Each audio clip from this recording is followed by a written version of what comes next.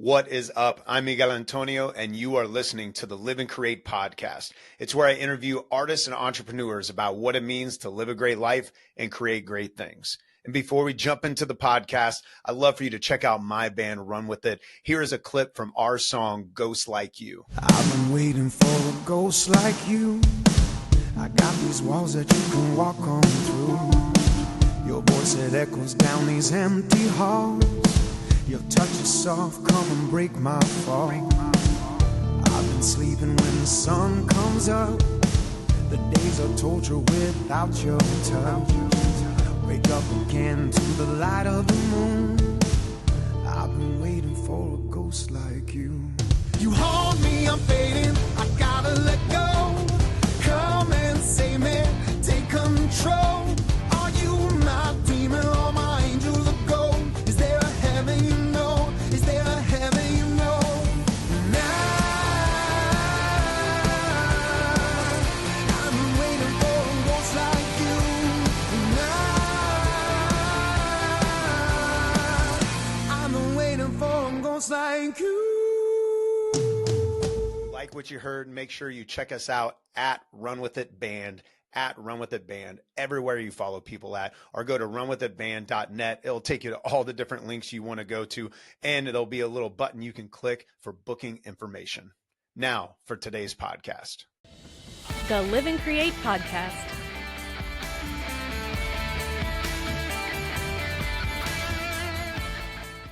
Are you originally from New York City, or did you move to New York City to pursue music? So I moved to New York City, but I didn't move to New York City to originally pursue music. I moved to New York City to pursue just like a regular corporate career.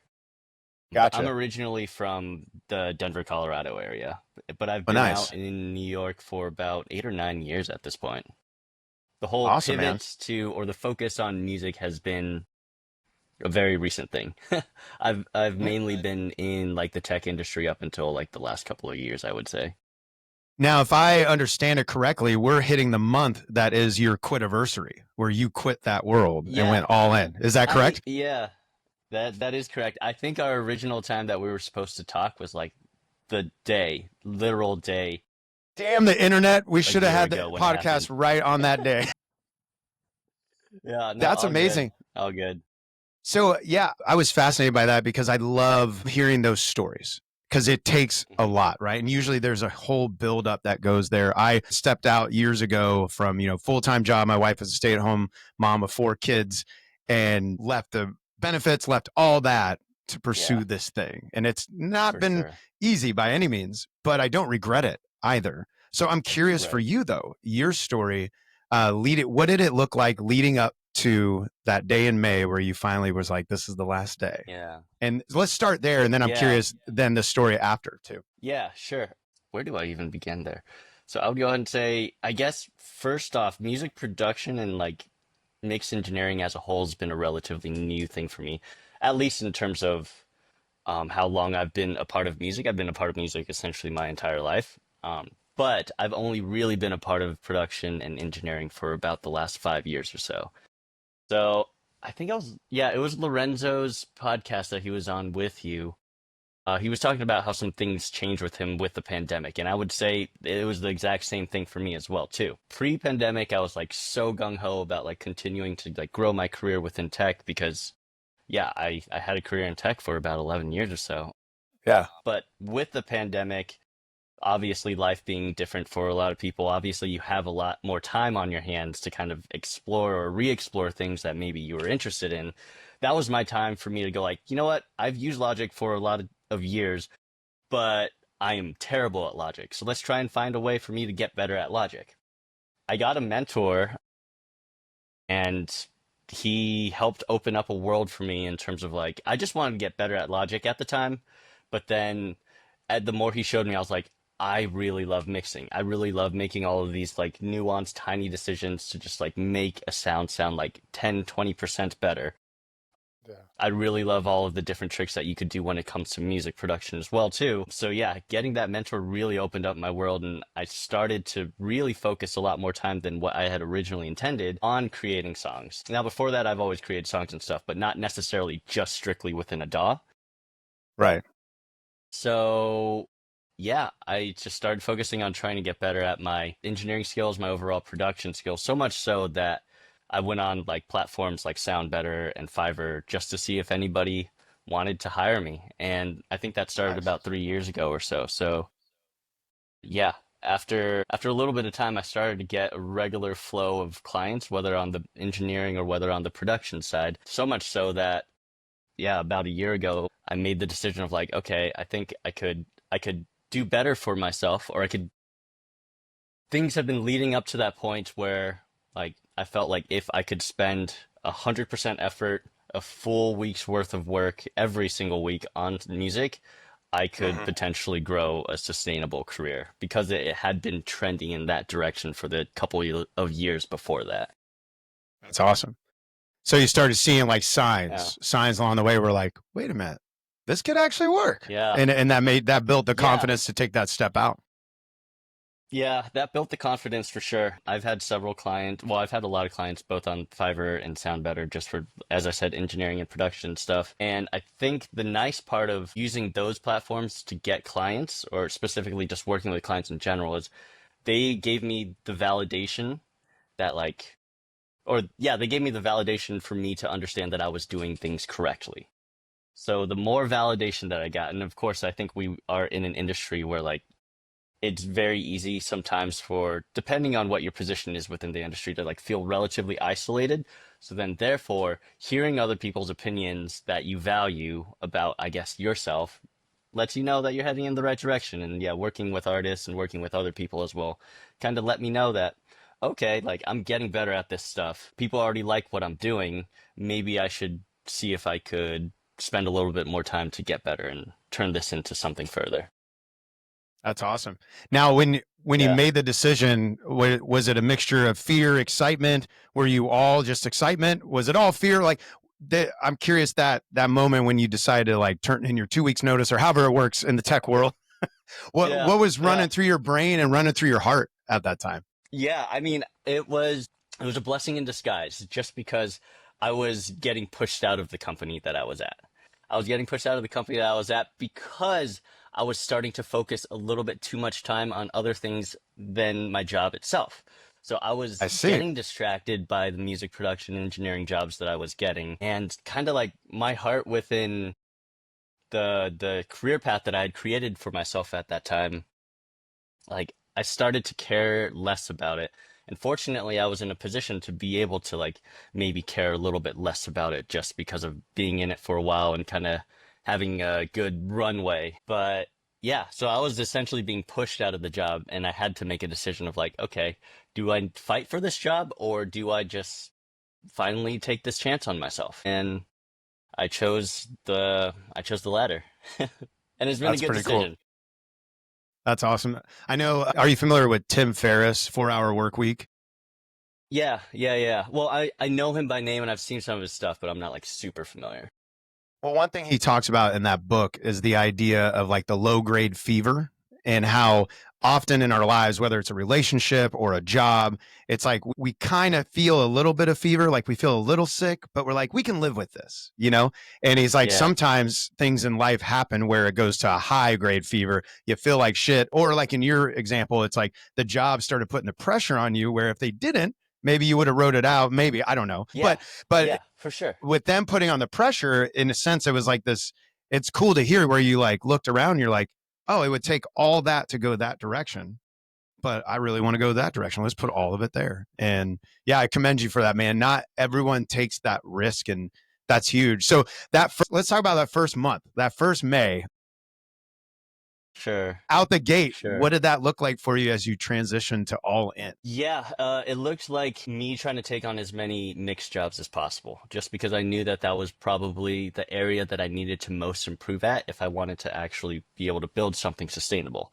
So on both Fiverr and Sound Better, I dropped my prices significantly because I wasn't looking to essentially like be profitable within that month or be profitable anytime soon. I was just looking to You get had some better at some padding. skills and grow a network. Cool. Right, exactly, exactly. So I did that for several months. But yeah, that first May, just essentially trying to take on as much work as possible and just like mix things endlessly. But the funny thing about that was because I was now focusing 40%, or not 40%, 40 hours a week, probably way more than 40 hours a week, but just 100% of my time on music. I bet. I just laugh because I for think of how sure. many hours all the folks I know who are doing this kind of world where it's like, yeah, everyone's falling asleep at their desks and shit like that. The I laugh crazy on that. thing is like I work so much more now. Not saying that I didn't work hard when I was in tech, because I certainly did. But like I am working so much more now. I think Mhm. it's because my heart is into this first off, and then second off, like the success of this is 100% contingent on how hard I work. Right. As opposed to a full company of people. So yeah, going back to that first month, taking on a lot of different jobs. One thing I realized really quickly as well too is because I was focusing 100% of my time, which I had never done before, my ears started to get tired, like very often. So that was a new experience that I hadn't experienced before, because before that I was Right. working on music at chunks at a time, not just like essentially endlessly. So that was that was the first thing that showed me like I feel relatively confident, or I felt relatively confident to take this type of chance, but I still had a lot of things to learn, even just with something simple like that, in terms of like what do I have to do to make sure that like I'm not affecting my hearing in a negative way long term and stuff. Well, that ear fatigue, because I've been like starting back November. I've been working on production in one way or another for a while, but that was Yeah. my time where I was like I was very full-time music, but I was like, this is the direction I want to head. And I Yeah. realized I was doing sometimes 8 hours straight of just trying to mix and all this. Yeah. And then like Yeah. you're talking about, I'd wonder why everything just sounded like shit towards the end of the night. I was like, everything I do is worse. It's like, it's worse. And that's where I was Yeah. discovering the same thing. Like, bro, you can't, I was talking to other people, like, you can't just be sitting there for 8 hours straight, like doing this thing. Yeah. Yeah, but you got to learn that type of stuff kind of on your own sometimes, which it sounds like both you and I did as well too, going like, yeah, after a certain point or a certain amount of time, we're making bad decisions just because we've lost the plot. And no matter what we do, things are going to sound awful. It was so true. I'd like get to end of night, do a playback. I'd go out to my car just to like check it. I was like, I just wanted to quit music. I was like, oh my God, this is terrible. What is happening? I worked all day. Yeah, yeah, And yeah. The car test. that's interesting. Yeah. What are some of the other things as you went, you're going all in? What are some of the other things that started popping up to you as you move forward to build these skills? Yeah, that's a good question. I knew first off, as I said earlier, that like the biggest area that I needed to improve at was mixing. So I think I was very focused on that for quite some time. I would say about 6 months or so. So during that time, got so much more comfortable with just like my decision making as a whole. My comfortability with just navigating around Logic was at a completely new level. All of the different hotkeys, being able to understand more of what's happening behind the scenes when it comes to like what the plugins are doing to kind of affect sound and such. I was getting better at that type of stuff, and I started kind of nerding out a lot more in terms of just reading a little bit more of like manuals, just more detailed documentation as well too when it comes Right. to just overall mixing, and the manuals for the plugins and stuff like that too. But then eventually over time, a couple of opportunities opened up in terms of I still got interest within production, even though I was essentially kind of putting that at the side at the time. A few months in, I had to kind of refocus for a couple of clients to focus on production again. But like when I revisited those things, I was excited to revisit those things just because a year ago or 2 years ago when I had originally worked with those artists, they thought that my mixing skills were like good enough at the time. I didn't have negative feedback in terms of sending out a first version of a mix going like, this sounds horrible. No, it was just like sending out a first version of a mix and just having some normal mix notes. Right. So I was Bring excited this to, up, tweak this kind of Right. thing. Yeah. so I was excited to work with those clients again and be able to go like, okay, if you like that the first time, I am so stoked to show you what I could do now. You're like, you just watch, man. Yeah, yeah, for sure. But yeah, just kind of throughout the months learning what it means to essentially be a freelancer, I was just figuring things out as I went. I knew ultimately at the end of the day, my heart was within production, writing songs, putting songs together and stuff. although I was focusing on mix engineering at the time because I knew I had to get better at it, eventually I wanted to get further back into the production side. So yeah, there's a couple of artists that reached out. They helped me out with kind of refocusing in that way. But then I wanted to figure out another way that I could maybe focus more on production. That's when I did some research into sync, essentially. Found Josh. I feel like everything that I've heard from this podcast, it's always like, oh yeah, I found Josh on like Instagram. That shit works. That shit clearly Yeah, this might works, as well. I obviously. might as well change the name to the Sync Alliance podcast at this point. Yeah, yeah. But yeah, I got like Josh, targeted for several. co-produced by Josh Williams. Yeah, yeah, yeah. No, you know what? He should honestly be paying you some royalties for however many times we mention it. I'll message him, see if we can work that out. Like, I'm gonna slide yeah. this little split sheet, and it's about my podcast. It's not about a song. Yeah, Let's go. sure. But yeah, so I was looking to get further into production, not just with artists, but just see where else I could take my skills. And obviously, sync was the right call. So I started to do some research. I joined the community, the Sync Alliance, I think last November or so. Sweet. And So it's we been a joined lot of about the learning same so far. time then. That's Yeah, cool. yeah, yeah. It's been a lot to learn because it's a part of the music industry that, like, if you're not looking for it, like, you have no idea that it exists. Yeah. And it is such a wild, yeah, I feel you on the lot to learn because there were so many assumptions I had in that first month. Yeah. I went through like all the videos and then I went through the Catalyst program. I was just like, I Yeah. decided like, we're all in on this sync thing. And I was like, my mind was blown by how wide of a world it is. Yeah. In the sense of possibilities, but then also small in the sense of relationships.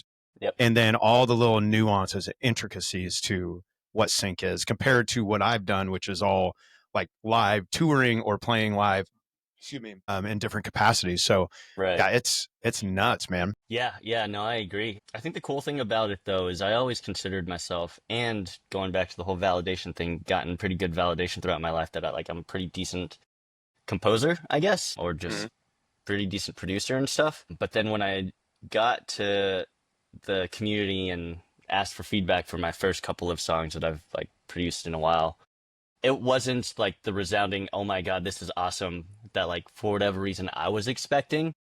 So I was being brought back down to earth, which was great. Yep. And all of I the just laugh listening because I sessions feel that- you. I feel you in that.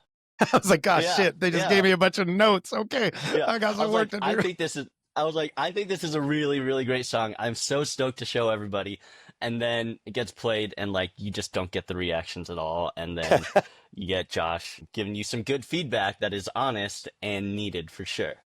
Definitely. So from that, you took the notes and then just got back to work. It seems like you have this just picking up. It seems like you have this like, is the word like veracity? Like you just, if you want something, you're going to go and just carve out the time and make it happen. So it sounds like that's probably where you applied the notes at this point. Yeah, yeah. That's funny that you say that actually, because I've heard a couple of friends say similar things as of recently about me, which is kind of nice to hear in terms of making me think that like I did possibly a year ago make the right decision to take a chance, because I think that's the type of mindset that you need to have in terms of if you find something that you need to get better at for sure, like you have to be honest with yourself about it. Like there's no benefit that you're doing for yourself by being prideful and being arrogant and stuff. Like the way that you're able to move forward is sure, like understand what your strengths are, but then second to that, really be honest about what things you can improve on and focus on those things. So yeah, all of that feedback, a lot of it originally, like for the first month or so being relatively critical, that was absolutely what I needed to hear. And I wouldn't have heard that if I just kind of stayed within my own echo chamber of like my friends who are listening to the song, or even myself who's just listening to the song endlessly when I'm producing it as well too. Yeah, it's like that's one thing I've learned too, of if I want to grow in certain areas, I have to expand my network. And I learned that through taking this step into the Sync Alliance world, because I was like, I want to go there. I don't know how to get there. So let me step into this pool. And then learning from all you guys, like listening to your guys's, like you are definitely way, way ahead of me in the production world, where I'm like, I listen to y'all's tracks and I'm like, okay, that's when I'm not hitting. I don't have the depth or the width or, those kind of things, but it has expanded my mind. And so putting ourselves in this stream of community of people doing different things at a higher level, man, it's been like invaluable. Yeah. I love it. Yeah. I forget what the saying is, but yeah, it's like, you have to make sure that you're surrounding yourself with all of the right people. And yeah, the Sync Catalyst program, it has all of the right people because it's a not cheap initial investment, right? So Right. then You're not everybody fucking who's around going to be a to part of it, yeah, yeah, for sure. Like, hopefully have the right idea that you have what it takes and you're not delusional about that, but you also know that there's a lot more for you to understand and for you to know and stuff. So then that if all of that makes sense, then obviously that type of initial investment will hopefully be a good one. But anyways, so like, what was I trying to say? Sorry, I Oh sidetracked my us. God, I completely forgot. Yeah, I completely forgot. Well, we were talking, I know one thing I was just talking about. So we started at notes, like you put your music up, you Right, had the right. sense of where you were, but then it helped humble you. But then, and then the other piece I just threw in there, which observing in our conversation, which is really inspiring to me, is just where you sound like dog with a bone. Like, if I'm going to do this, I'm going to give 6 months to just getting better and I'm all in. You know, I don't know if any of those things backtracking gets you back to what you wanted to say, but I know that's where we were at that Yeah, point. yeah, yeah. I'll focus on the whole thing about like you being a dog with a bone and just like holding on to that essentially. As I said, I've kind of gotten that validation or that feedback recently with a couple of friends, and I'll bring another example up about that in terms of obviously within the whole world of being a modern musician, there's so many things that we have to consider. One of them being social media, right? And just like trying to get your social media game going. Yeah. There's another entrepreneur friend of mine who I speak with here and there. He's not within music and stuff, but him and I have been trying to figure out the right ways to essentially grow our own businesses and such. And for Yeah. any modern business, even outside of just being the modern musician stuff, you have to have a social media presence. You have to have to be Right. some sort of personality. So I Which I started like where focusing. you're going with your Instagram, like seeing like those different videos and like Yeah, linking it up where I feel like it's cool because it showcases your skills as like from a business perspective, but it also gives value to the person who's watching it, which is really and cool. yeah, yeah. So that's the big thing. Like, you can't be patting yourself on the back and stuff. You have to be giving value when it comes to this. And I appreciate you saying that as well too. I myself am not convinced at all with what I am currently doing on Instagram or TikTok and stuff at all. But the thing that I found important is when I made the mental decision like 2 or 3 months ago of even if I know what I'm doing, I need to post every single day. And I just need to Yeah. post every single day, not because like it's good content, but because I just need to have it become a regular part of my life. I need to make it less daunting on myself. I need to learn what works, what doesn't work, how are good ways that I could be communicating, what are some things that like I did poorly that I should probably improve on a previous post and stuff like that too. So yeah, I feel like I've done some good things so far, but then there's some other things that like, fortunately with posting every single day, I've figured out maybe I won't do that, or maybe I'll try this different format or something like that eventually. Yeah. I think the discipline of it is a big piece Right. of it. And that's where, as a band, that's where we're trying to get back to. We used to be extremely disciplined, Yeah. but growing that. But then, like you said, where we're constantly assessing because we're like, this is shit, fix this, don't ever do that again. You know, like Just trying to post. figure out Just post. what is actually working. And what's crazy is the just posting thing. There's some things that I have posted that I was like, I'm literally just doing this because I said I was going to post today. And this Yeah. seems like it might help somebody. So I'm going to put it out. And there's one Yeah. like 20-second one that I did recently that performed better than all of our other things that we spent a Yeah. ton of time just trying to figure out. And I wonder if it's just the intentionality where I finally was just like, I do think this will be helpful to somebody. So let's go, let's try it, you know? Yeah. Yeah. And you won't know that type of stuff unless you do it. So I think that's the big Right. lesson that I've had. One of the big lessons that I've had with this entire journey so far is like, I just need to do it, and I'll probably fail the first several times I do it, but hopefully I'll learn something from it, right? Absolutely. Yeah. Now, when it comes to the sync world, so you joined in November, right? You're hustling, learning, taking the notes. Now Right. you're, what was that, about 6 months in? What do you feel like you're learning? What are you hoping are your next steps in the sync world? Right. So my next steps would be to just kind of continue building my catalog. For these first 6 months, I've tried to come out with about 5 songs a month, which has been That's awesome. relatively easy. to do so far, just because none of them have had vocals. I think that the amount would maybe go down if they weren't just instrumentals and such. Right. But yeah, just building my catalog, whether it's instrumentals or eventually with vocals and collaborators and stuff. I think that's my short to long term goal, essentially trying to get on just a regular cadence of continuing to push maybe 5 or 6 songs out a month. But over the last 6 months, I think one of the biggest things I've learned is just like one of the biggest things I've learned in the Sync Alliance is like the attention span that you have to account for when you are producing. And I think that's why the first couple of songs that I had submitted essentially for review, like they didn't go so well just because it took things a little bit longer than what it needs to for sync, for things to build and for people to be able to gain interest within a song. Mm-hmm.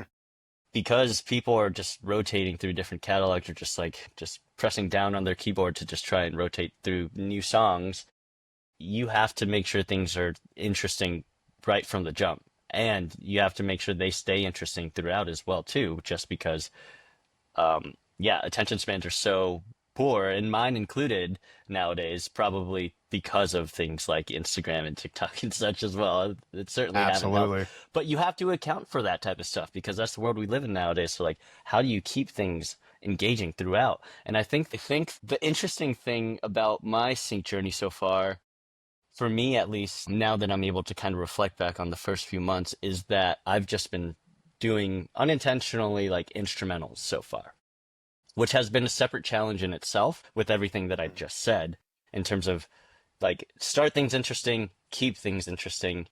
How the hell do you do that when it's just an instrumental? Not to say that like there aren't interesting instrumentals. There's plenty that have been created throughout all of time and stuff, but like, Right. I think it's been a unique challenge for me to try and keep that interest as the song develops when there's no vocals, which makes me excited for whenever I do have a collaborator, essentially, to be able to kind of top line over a song. Hopefully that'll end well. Yeah, definitely. Well, and it's been wild, because I thought it was going to be such a heavily weighted instrumental world.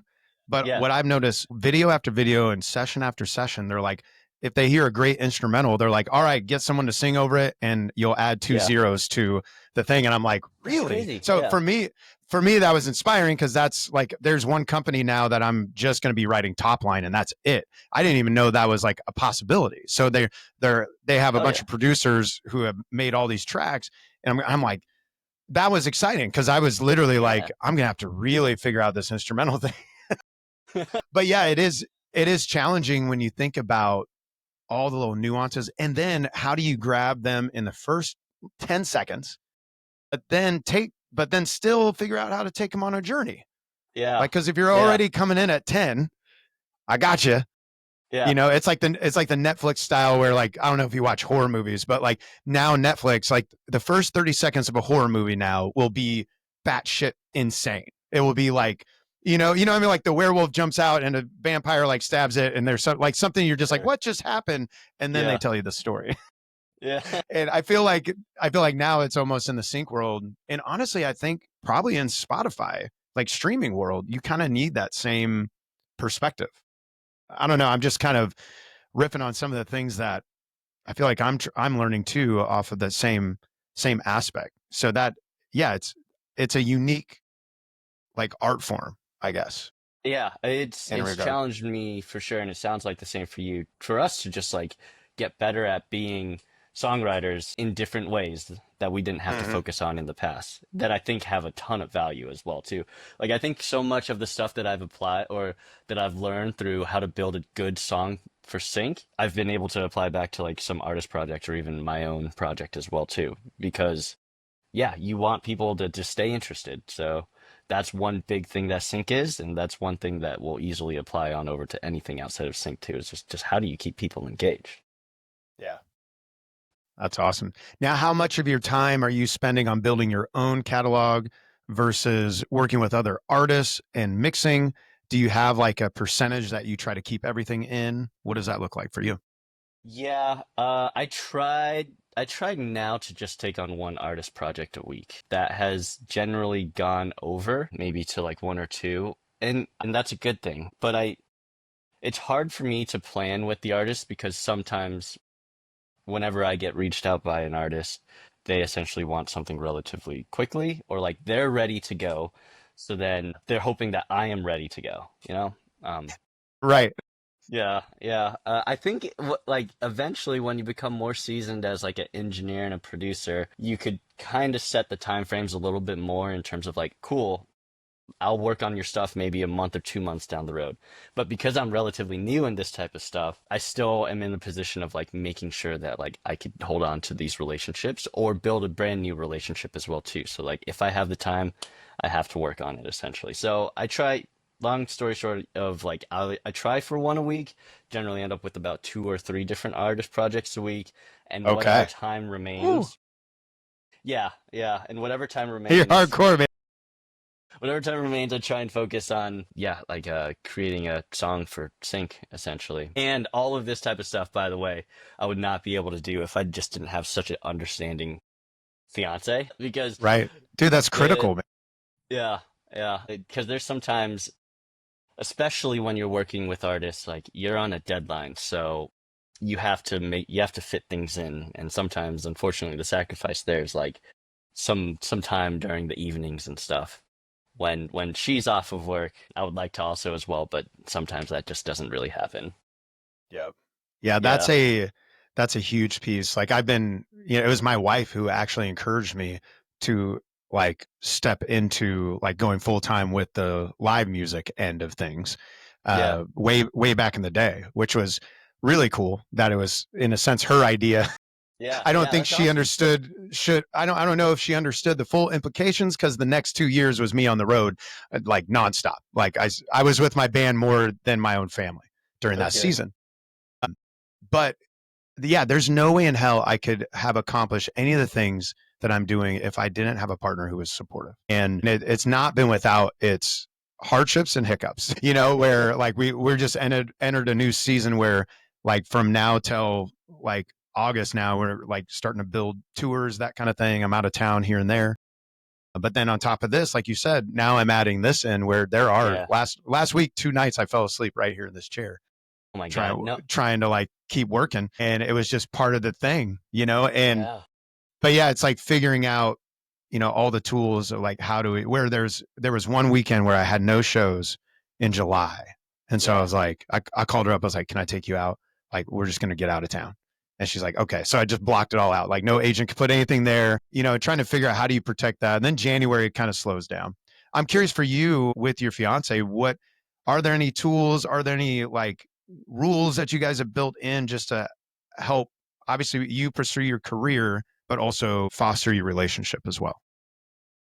I would say that we don't have any like strict rules. We have talked about it in the past though, like maybe about a year ago when I still had my tech job in addition to working with some artists at night. We did have a couple of conversations in terms of we still also need to make sure that we have time for our relationship and growing things together and stuff, which is absolutely correct. So I think ever since then, and now just not having that tech career anymore, yeah, I have more time, even though if there's any free time, the truth is I could definitely fill that in with something music related. And I'm sure that's the same I thing feel for you. you, right? But the list of things that you can do or need to do, it's endless. I don't think Yeah. there's been a point ever since I started on this year journey so far where like I've been able to fully sit back and go like, wow, I could finally Yeah. relax. Just it I hasn't don't happened know yet. what that. I remember when Yeah. my wife and I first got married. I've always been self-employed for the most part, most of my life. And she asked me one time she just messaged me. She's like, "Are you done for the day?" And I was like, "I don't really understand what you're talking about." Yeah. And she Yeah. Yeah. could not like that was something we had to figure out because I was like, I just need you. Like if there's a thing that like 6 o'clock needs to happen, I'm just gonna like move my to-do list to some other point. Like there is no it's over. Yeah. There's always a list of things, and Yeah. it's just Yeah. it's wild. But yeah, I guess one of those things as well that is important to keep on the list is like intentional time being spent with the people that you love, right? So Facts. I've made the concerted effort, obviously, whenever she's back at home because she goes to the office and stuff. I just kind of stay in the apartment.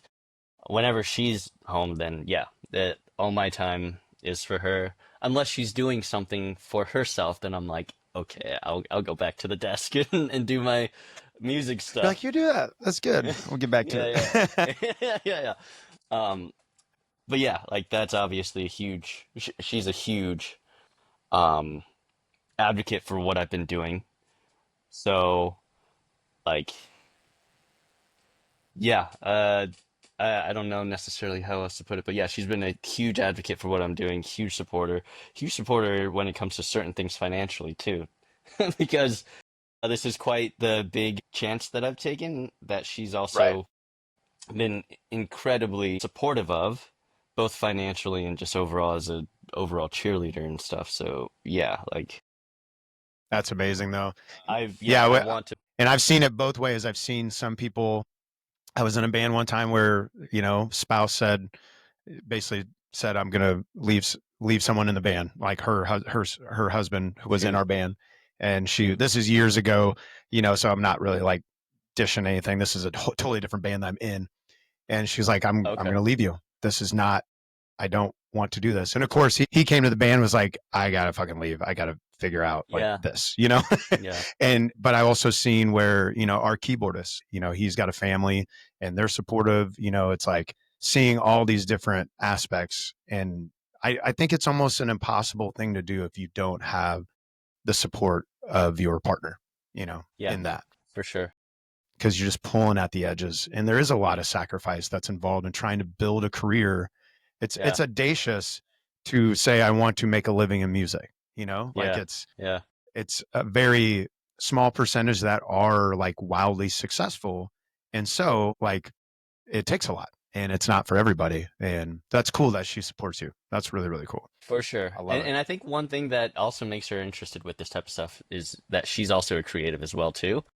Like Nice. that's what her career is, and she's in like design for fashion and stuff like that. So yeah, Very cool. um, yeah. So it's pretty cool because over the last few years, she's learned so much about music because when she's at home, she's kind of surrounded by it when it comes to me. But then I've learned so much about the design world as well too. So it's really cool to, I don't know, be able to focus something sometimes or like open up my mind in a different creative way that I guess has never been really opened up since it's been so focused on music for such a long time, and also kind of vice versa for her as well too. But yeah, long story short of Yeah. saying, I think that's one thing that she's also one thing that allows her to also be encouraging for what I'm doing is just because she's also a fellow creative and wants to see success within fellow creatives as well too, in addition to obviously her partner. That's really cool. Right. Yeah, Yeah. To where she can understand like the pursuit of that piece. for sure. That's amazing. So For do sure. you play out live as well, or is it all production mixing for you? I haven't played live ever since 2020. I think it was 2020, like before shit hit the fan. But that's where I originally got started, I would say. I played in screamo and hardcore bands in high school. I think that's Love it. probably unexpected for the music that you've heard from me, but Right. yeah, like yeah, yeah, yeah, for sure. But that's You're what like, I my took a little background turn. is.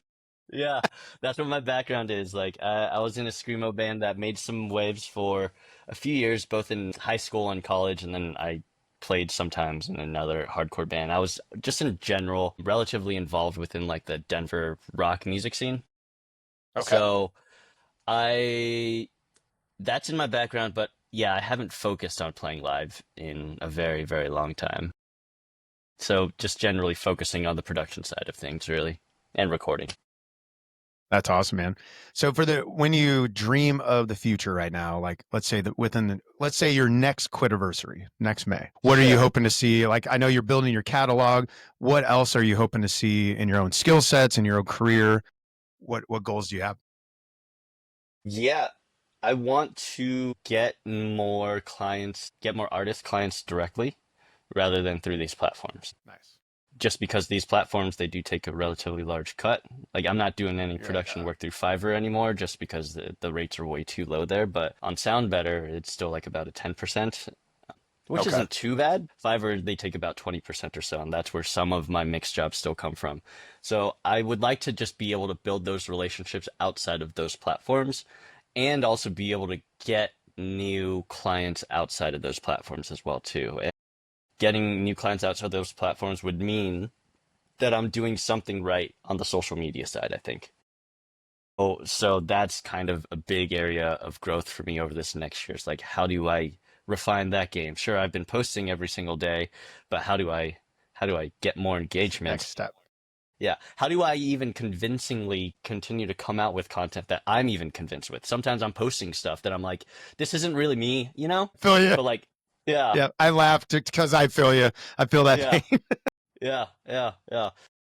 But going back to it, like you're not going to learn this stuff unless you do it and you fail. So I'm okay with failing for now, but Right. I'm hoping that over this next year, I really figure out like, okay, what is a genuine personality for me on social media that hopefully somebody else gets value from, sees that I'm being genuine, and then like that helps propel maybe a more direct like relationship as opposed to an initial introduction through one of those platforms that take a cut. Right. So that's one thing. The second thing is sync as well too. There's so much opportunity. I have to stop because I saw two emails come through that I think would be very appropriate for us to talk about Okay.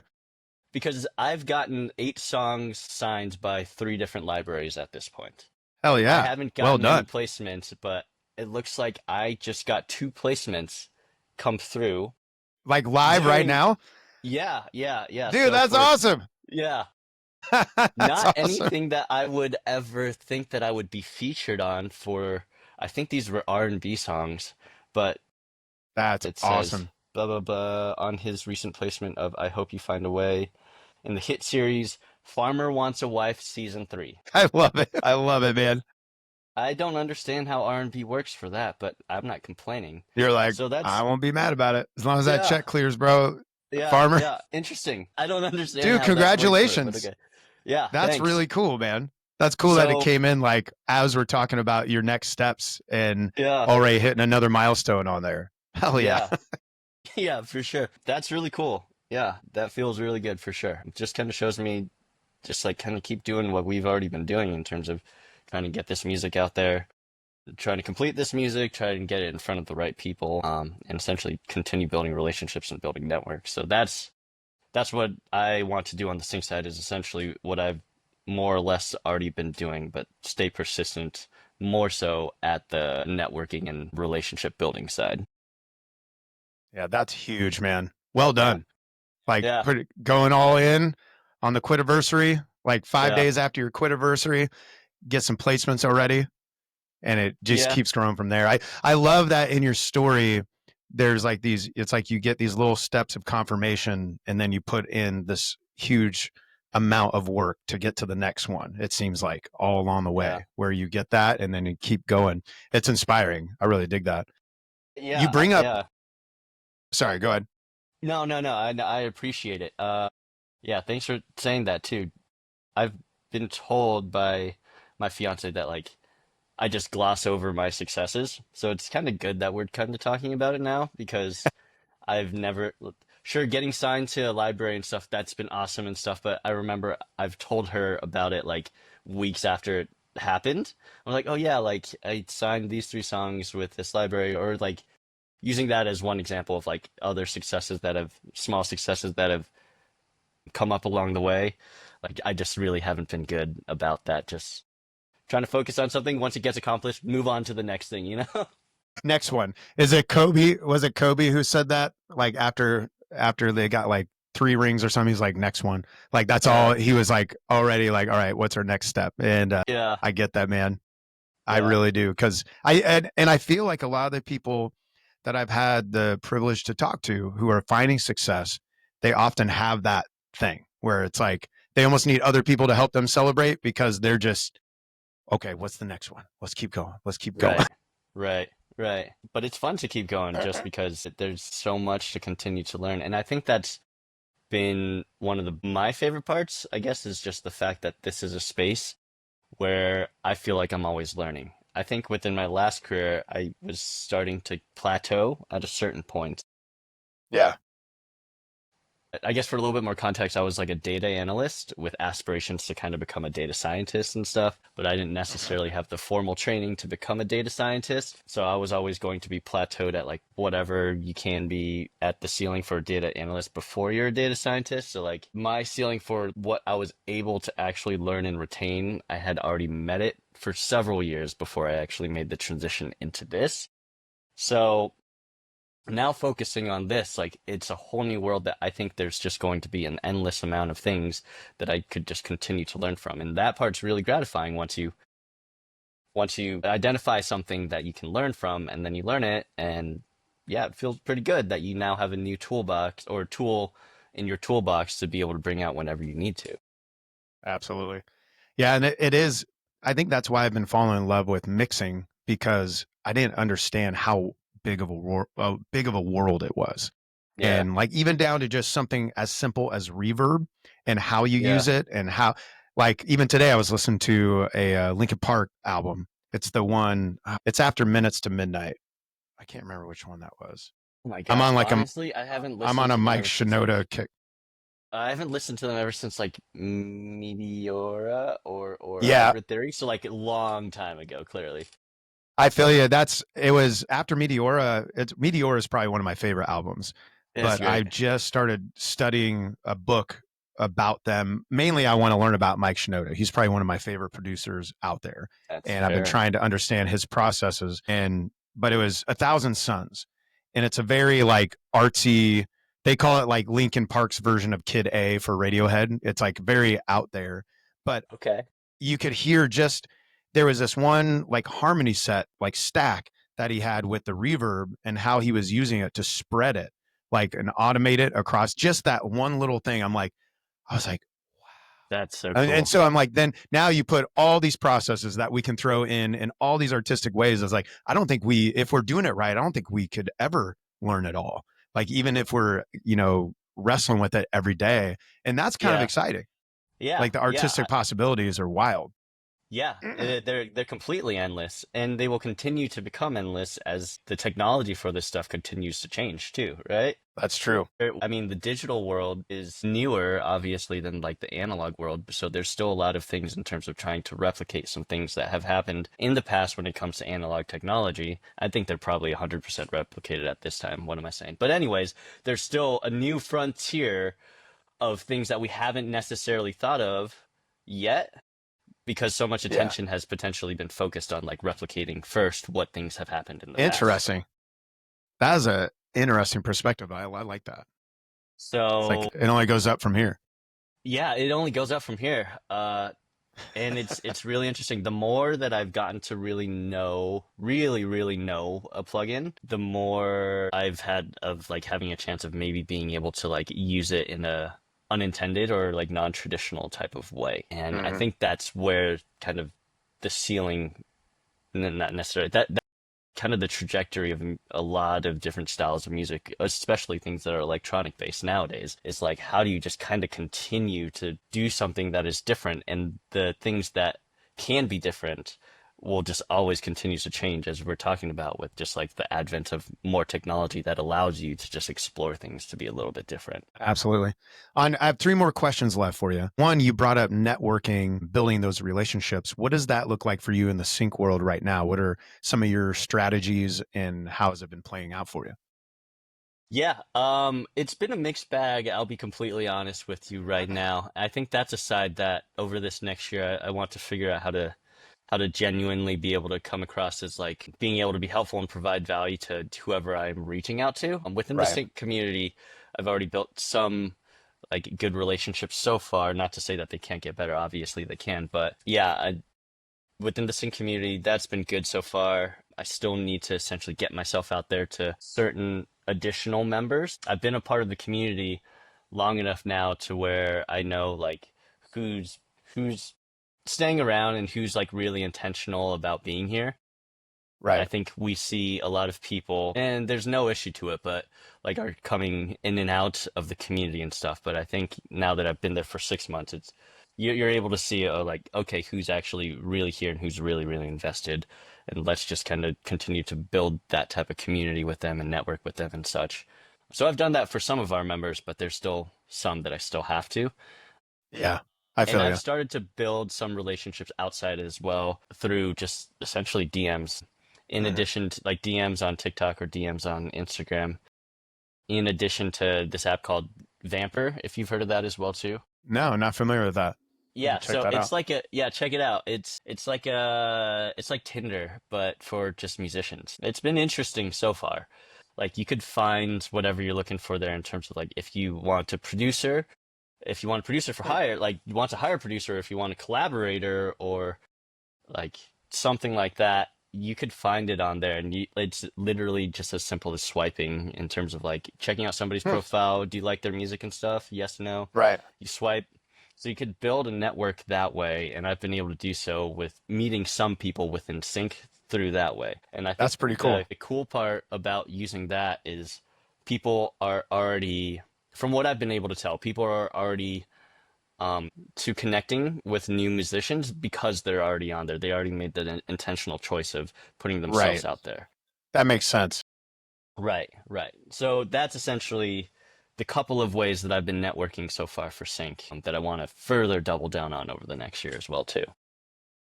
Nice. I like that. That's cool. I'll have to check that out. Yeah. Well, the last two questions based off the title of the podcast. Right now, how would you define living a great life? Yeah. I feel like I shouldn't be shocked with this one because I'm sure you've asked this on on all of the other podcasts. Living a great life, doing what makes you happy, and being surrounded by the community that makes you happy as well too. And that community being family and friends. That's something that's grown to be extremely important for me as like, I mean, I'm 35 now, say about 10 years ago or so, especially with moving to the city.